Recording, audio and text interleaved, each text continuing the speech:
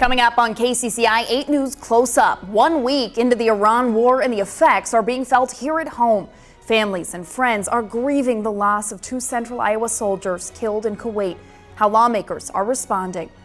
Plus, we're unpacking the economic impacts, what the Constitution says about President Trump's action, and what's next for Congress. And Iowa House lawmakers take action on several so-called tough-on-crime bills this week, measures that would impact gun owners, repeat offenders, and law enforcement training. You're watching KCCI 8 News Close Up. Good morning. Thanks for joining us for KCCI 8 News Close Up. I'm Chief Political Reporter Amanda Brooker. We start this morning with the U.S. conflict in Iran as Americans continue to grieve the loss of 6 U.S. soldiers killed in a drone attack in Kuwait a week ago. That includes 2 fallen soldiers from central Iowa. The Pentagon confirms 45-year-old Major Jeffrey O'Brien of Waukee has died.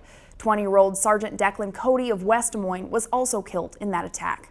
Major O'Brien initially commissioned as a Signal Corps officer in 2012, and this deployment was his second to Kuwait. The first was in 2019.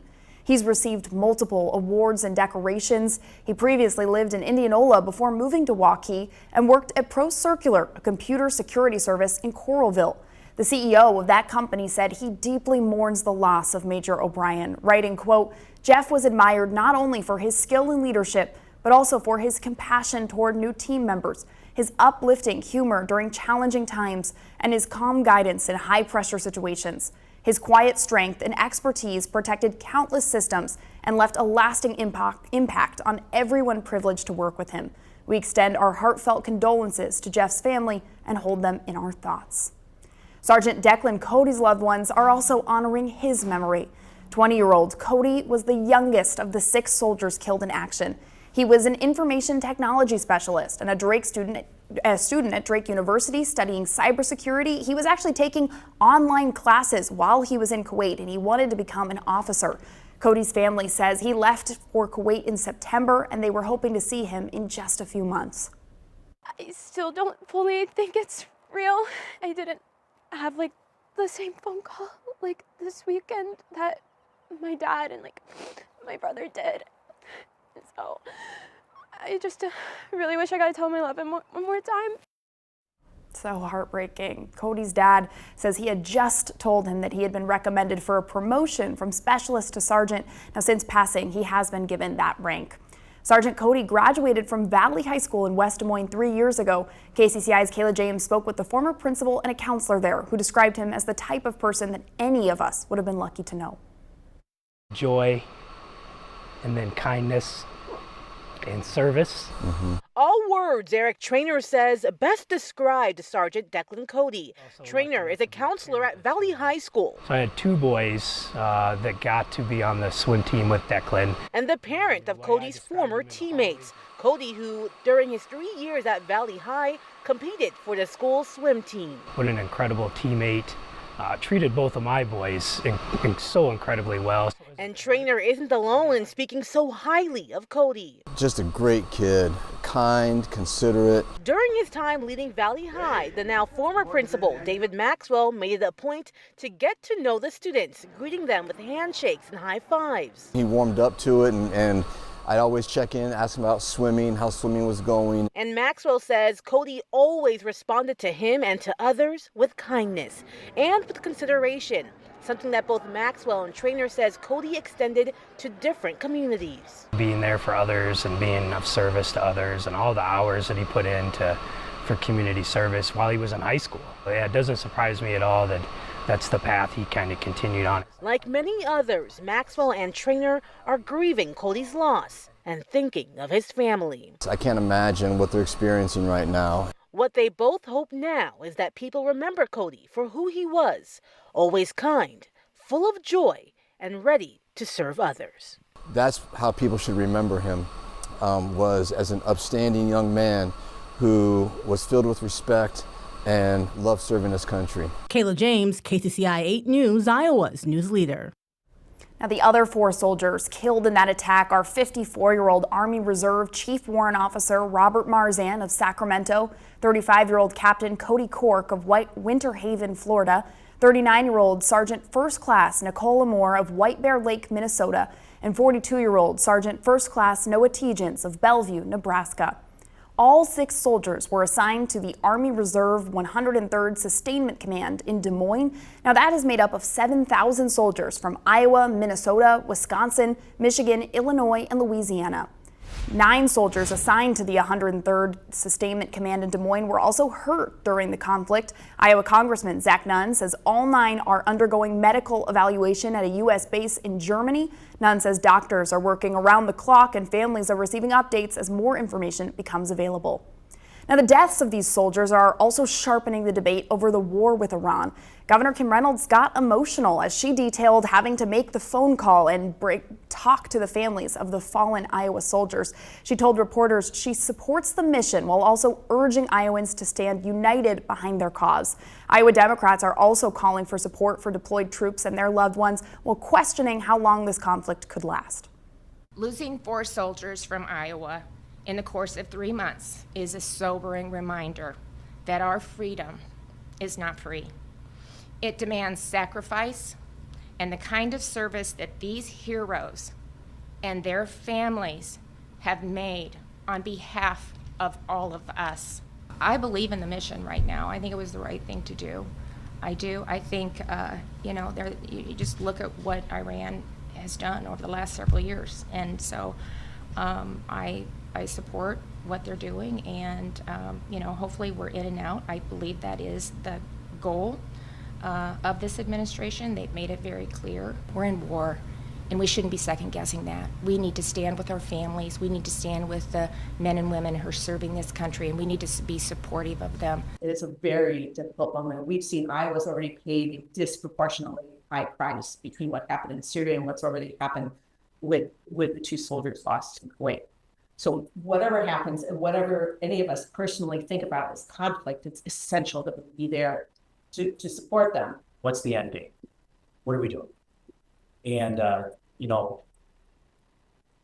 nobody can explain it. There's been different rationales, different explanations.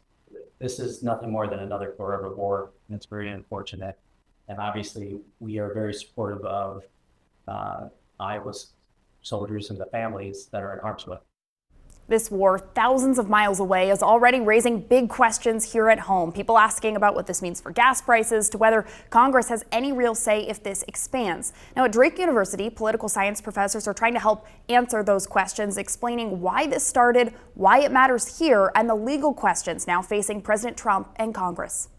As questions about the U.S. conflict with Iran continue pouring in, Drake University political science professors laid out the stakes, explaining that Iran is not small, isolated, or easy to contain. It's a big country. As countries go, Iran is one of the larger ones, about 92 million people. Professor Kieran Williams says Iran's geography pulls other countries in fast. Iran has 13 neighbors, I believe 7 with land borders, 6 with marine borders.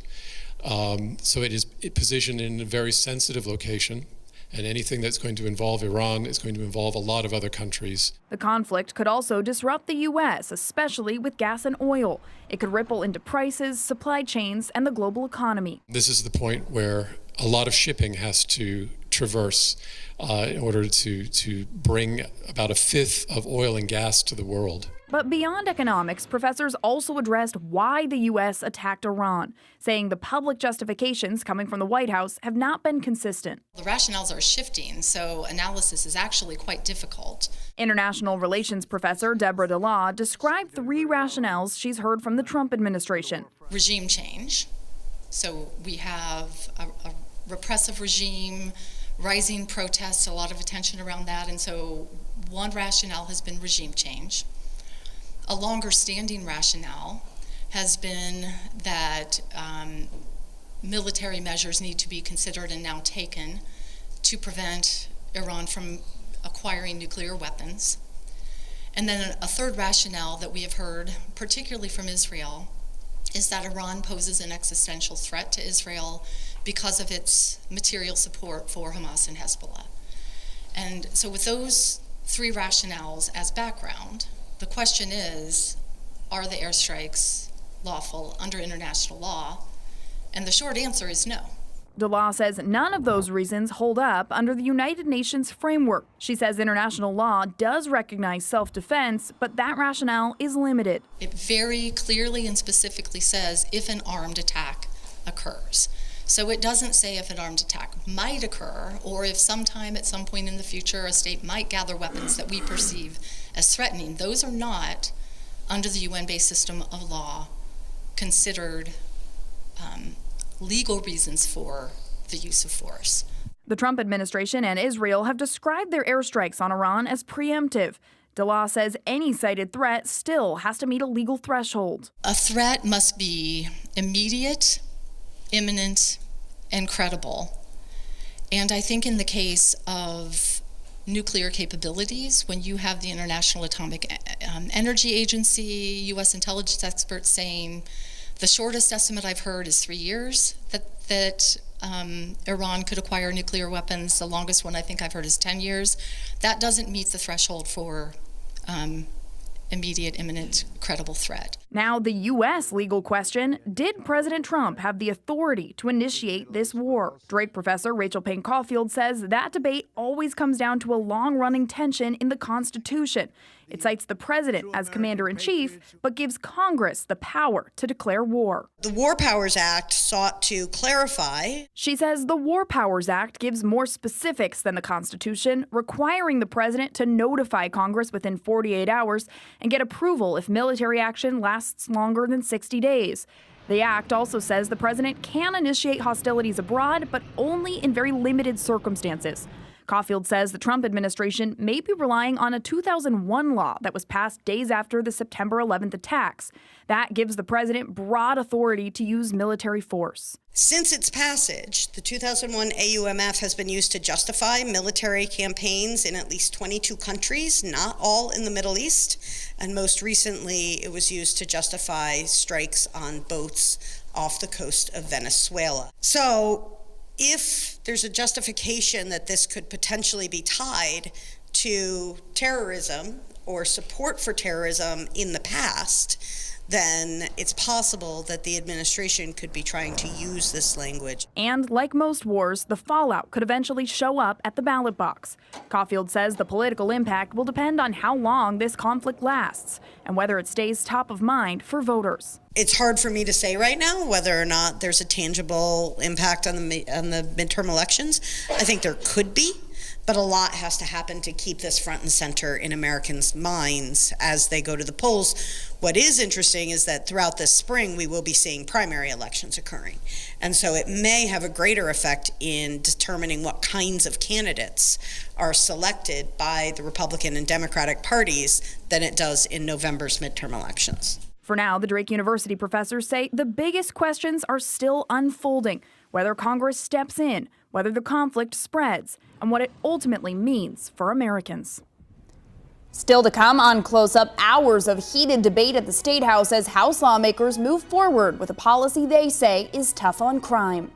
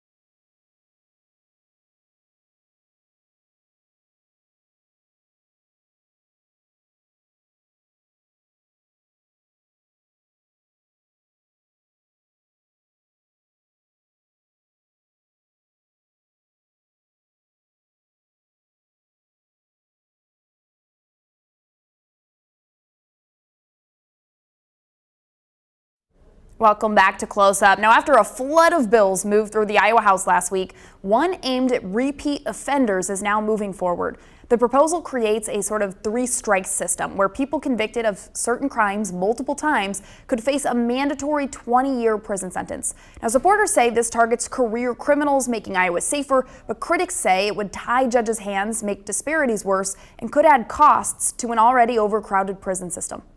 I would ask, obviously there's going to be an increased cost. There's no doubt about that. There will be increased costs. What is the cost of a human life? How much are our sons and daughters and loved ones and friends worth that could become victims of career criminals? And if we are committed to public safety, we can build a new prison. There's also a fundamental fairness question. A three strikes framework can treat vastly different crimes the same way once the strike count is reached. It can remove proportionality from sentencing. Justice should not operate like a mechanical counter. It should operate with discernment. So here's how this bill would work. Certain felonies and aggravated misdemeanors like sexual abuse, domestic abuse, or assaults involving serious injury or a deadly weapon would count as 1 point. Other aggravated misdemeanors and some serious crimes would count as half a point. And then once a person reaches 3 points, they would automatically face a 20-year prison sentence. Lawmakers also changed the bill significantly on the House floor, removing crimes like theft, drug possession, and harassment so that those crimes would not count towards this point system. And they made sure that only the most serious charge from an incident would count. Before those changes, some advocates for people struggling with addiction warned that this bill could make it harder for people to recover. That includes Tracy Grip, who struggled with substance abuse herself and served time in federal and state prison. After getting out, she created a program to help Iowans in prison recover from addiction. The difference between a 3-year mandatory and a 20-year mandatory, I can't imagine sitting in prison with 20 years. Today I would still have over a decade remaining on my sentence. How am I going to get an idea or even think about improving my life if I'm sitting there for 20 years? The bill also would not count crimes from before it takes effect. It passed 68 to 23, with some Democrats joining Republicans in support. Now, the Iowa House also passed a bill that would roll back affirmative action requirements across state government, universities, school, and law enforcement. This also sparked a lot of debate. Republicans say the bill would make hiring and admissions decisions based solely on merit, not race or gender. But Democrats warn it would make discrimination harder to track and could even put some federal funding at risk if the state stops collecting certain data. Lawmakers changed the bill to keep de-escalation training in place for Iowa police, but the plan still removes other racial awareness and bias training for law enforcement. While Republicans call that training unnecessary, Democrats say it's important for keeping all Iowans safe. It was a great day in this chamber because united we saw that we can do a good job and help our law enforcement do a better job by being fair, by looking at everyone's circumstances and getting a little more information about how we police. You're accusing people of something that they cannot themselves explain. It is unnecessary to have that on our law enforcement officers. The bill passed along party lines. It now goes to the Iowa Senate. The House also debated a bill that would prevent firearms from being taken in advance under red flag or extreme risk laws unless there has been a contested court hearing.